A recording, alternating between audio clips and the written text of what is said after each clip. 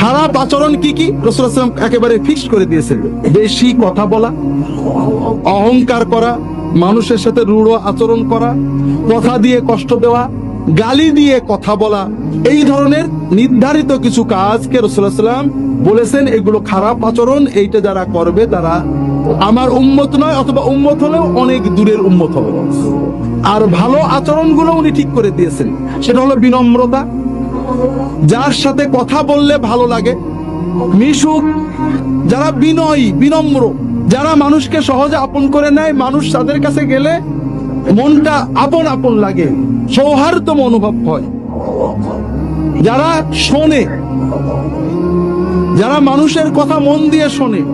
মানুষের কাজে রাগে সবর করে।